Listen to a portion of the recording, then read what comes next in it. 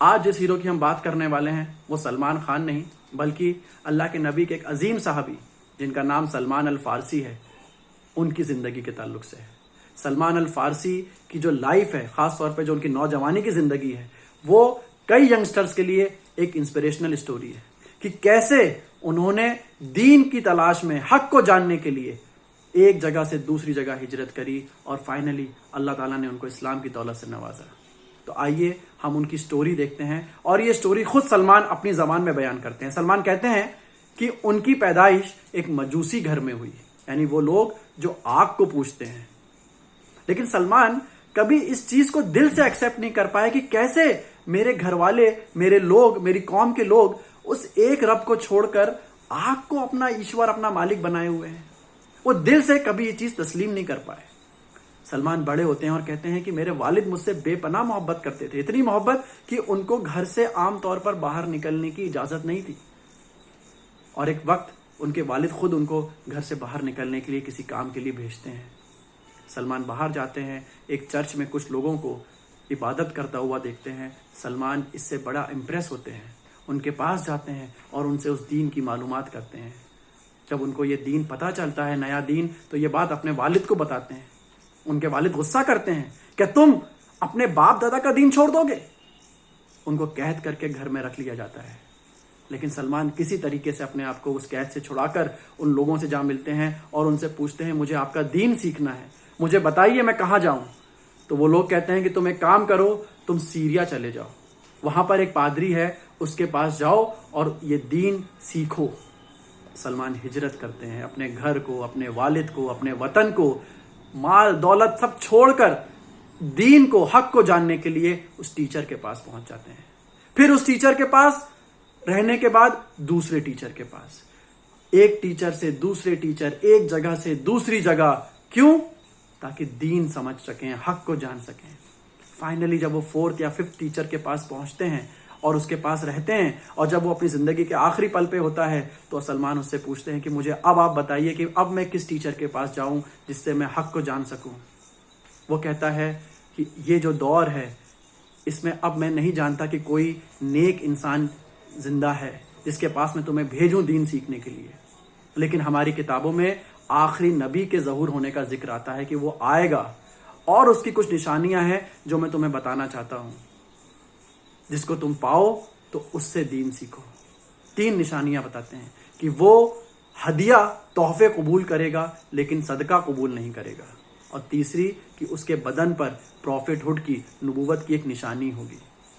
اور کس جگہ پر آئے گا یہ بھی میں تمہیں بتاتا ہوں کہ وہ جو جگہ ہے جس کا ذکر آتا ہے کہ وہ ہجرت کر کے ایک ایسی جگہ جائے گا جو کہ کھجوروں کے باغ جہاں پر کثیر تعداد میں ہوں گے، اور وہ جگہ 2 کالے پتھروں سے آپ کے بیچ میں ہوگی۔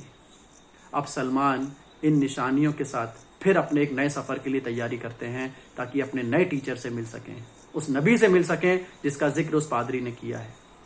اور جب سفر کے لیے نکل رہے ہوتے ہیں تو ان کو راستے میں قید کر لیا جاتا ہے، غلام بنا لیا جاتا ہے، اور غلام بنا کر بیچ دیا جاتا ہے۔ وہ غلامی کا دور تھا، اب غلامی کی زندگی بسر کرنے کو سلمان مجبور ہے۔ ایک جگہ سے دوسری جگہ غلام بنا کر بیچے جاتے ہیں، اور اللہ کا کرنا دیکھیے کہ جس جگہ فائنلی ان کو جو خریدتا ہے وہ مدینے کا ایک یہودی شخص ہوتا ہے جو سلمان کو خرید کے مدینہ میں لے آتا ہے۔ اب سلمان مدینہ میں غلامی کی زندگی جینے کے لیے مجبور ہے، اور انتظار میں ہے کہ ان کا جو مالک، ان کا رب کوئی راستہ ان کے لیے نکالے اور ان کی ملاقات اس نبی سے ہو سکے۔ دن گزرتے ہیں، مہینے گزرتے ہیں، سال گزرتے ہیں۔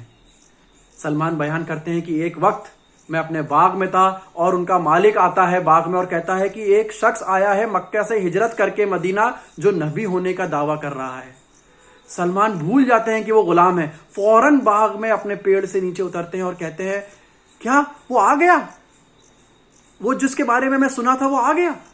وہ مالک سلمان کو مارتا ہے، کہتا ہے تم کون ہوتے ہو؟ اپنے کام سے کام رکھو۔ اب سلمان کسی طرح کوشش میں ہے کہ کسی طریقے سے نبی سے مل سکیں اور ان سے وہ جو 3 نشانیاں جو بتائی گئی ہیں ان کو جانچ کر سکیں۔ سلمان وقت نکال کے اللہ کے نبی کے پاس حاضر ہوتے ہیں اور کھجوریں لے کر جاتے ہیں کہ اللہ کے نبی یہ کھجوریں ہیں، یہ آپ کے لیے میں لایا ہوں، اس کو آپ قبول کیجئے، یہ صدقہ ہے۔ اللہ کے نبی صدقہ لینے سے منع کر دیتے ہیں اور وہ کھجوریں صحابہ میں بانٹ دیتے ہیں. سلمان کو پہلی نشانی مل جاتی ہے. دیکھیے عقل لگا رہے ہیں, آنکھ بند کر کے دین ایکسیپٹ نہیں کر رہے. یہ ہوتی ہے عقل کی اہمیت. آج ہمیں کوئی بھی کچھ بتاتا ہے دین میں, ہم اس کو ایکسیپٹ کر لیتے ہیں.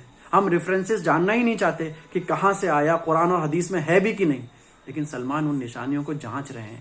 اب سلمان اگلے دن پھر جاتے ہیں دوسری نشانی جانچنے کے لیے اور کہتے ہیں اللہ کے نبی یہ کھجوریں ہیں, یہ آپ کے لیے ہدیہ ہے, تحفہ ہے. تو اللہ کے نبی ان کھجوروں میں سے کچھ کھاتے ہیں اور باقی صحابہ میں تقسیم کرتے ہیں. ان کو دوسری نشانی بھی مل جاتی ہے. اب اللہ کے نبی کے پیچھے سلمان فالو کرنے لگتے ہیں کہ کسی طریقے سے مجھے تیسری نشانی دکھے, ان کی قمیض اوپر ہو اور میں وہ بدن میں ان کی پروفٹ ہوڈ کی جو سیل ہے اس کو دیکھ سکوں. اور ایسے ہی وقت پیچھا کر رہے ہوتے ہیں, اللہ کے نبی سمجھ جاتے ہیں کہ سلمان ان کے پیچھے ہیں اور ان کے بدن کی وہ سیل دیکھنا چاہتے ہیں جو ان کے 2 شولڈرز کے بیچ میں تھی, 2 بازوؤں کے بیچ میں تھی. اللہ کے نبی خود اپنی قمیض اوپر کرتے ہیں اور جیسے ہی وہ سیل ان کو دکھتی ہے سلمان کو, سلمان اللہ کے نبی کے قدموں میں گر پڑتے ہیں, ان کے ہاتھ کو چومتے ہیں اور رونے لگتے ہیں. جس ٹیچر کی تلاش میں, جس دین حق کو تلاش میں انہوں نے اپنی جوانی کی اکثریت کھپا دی, لگا دی, ہجرت کری, آج فائنلی ان کو وہ ٹیچر سے ملاقات کرنے کا اللہ تعالیٰ موقع دے رہا ہے اور رو رہے ہیں. تو یہ تھے سلمان جنہوں نے اپنی زندگی حق کو تلاشنے میں لگائی. آج ہماری جوانی کس جگہ لگ رہی ہے, یہ مجھے اور آپ کو جائزہ لینا ہے. اللہ تعالیٰ نے ہمیں حق, اسلامی حق کے دین سے نوازا, پیدائشی نوازا, لیکن ہم نہ تو مزید حق کو جاننے کے لیے فکر مند ہیں اور نہ ہی ہم دوسروں تک حق کو پہنچانا چاہتے ہیں. ہم انجینئرنگ, ڈاکٹری, اکاؤنٹنسی, بہت ساری کتابیں پڑھ لیتے ہیں, لیکن دین جاننے کے لیے ہمارے اندر کوئی جذبہ نہیں ہے. ہماری محنتیں دنیا کمانے کے لیے ہیں لیکن دین کو کمانے کے لیے نہیں. آج تو ہمیں ہجرت بھی کرنے کی ضرورت نہیں. آج تو ہمارے موبائل پہ ہر جگہ پر ہمارے پاس دین کی انفارمیشن اویلیبل ہے, لیکن ہم کوشش ہی نہیں کرتے. اور دوسروں تک جو انجان ہے اس حقیقت سے کہ ایک اللہ ہے, ایک مالک ہے, اس تک بھی یہ دین نہیں پہنچانا چاہتے. تو اللہ تعالیٰ اس کا سوال کرے گا. ہمارے 5 سوالوں میں سے ایک سوال یہی ہوگا آخرت میں کہ تم نے اپنی جوانی کہاں گزاری. یہ جوانی کا وقت بہت امپورٹنٹ ہے اور سلمان نے اپنی جوانی اسلام کو جاننے میں, اسلام کی تحقیقات میں, حق کو تلاشنے میں لگا دی اور اللہ تعالیٰ نے ان کو پھر حق سے نوازا. اور اتنا سلمان کا امپورٹنس ہے ہمارے جو دین میں ملتا ہے کہ جب 2 صحابہ کے گروپ بن گئے, ایک مکی صحابی جو ہجرت کر کے آئے تھے جن کو ہم مہاجر صحابی کہتے ہیں, اور ایک جو مدنی صحابہ ہیں جو انصار صحابہ کہتے ہیں, ان دونوں میں آپس میں بحث ہونے لگی کہ سلمان ہمارے گروپ میں سے ہیں, ایک بول رہا ہے سلمان ہمارے گروپ میں سے ہیں. تو جب اللہ کے نبی کے پاس یہ بات پہنچتی ہے تو اللہ کے نبی کہتے ہیں سلمان نہ مہاجر صحابہ میں سے ہیں, نہ مدینی یعنی انصار صحابہ میں سے, سلمان اہل بیت میں سے ہیں, یعنی میرے گھر والوں میں سے ہیں. سلمان کو اللہ کے نبی نے اپنے گھر والوں میں سے تعمیر کیا. تو یہ تھے سلمان. تو جو ان کی حق کو تلاشنے کی محنت تھی اس کو اللہ نے اتنا پسند کیا کہ وہ ایک عظیم صحابی میں ان کا ذکر ہوتا ہے. اور میں اپنی بات قرآن کی سورہ حجرات سورہ 29 آیت 69 کی اس آیت پہ ختم کروں گا. اللہ تعالیٰ کہتے ہیں اور جن لوگوں نے ہماری راہ میں جہاد کیا انہیں ہم ضرور اپنی راہ کی ہدایت کریں گے, اور اس میں شک نہیں کہ خدا نیکوکاروں کا ساتھی ہے, مددگار ہے. وآخر دعوانا الحمدللہ رب العالمین.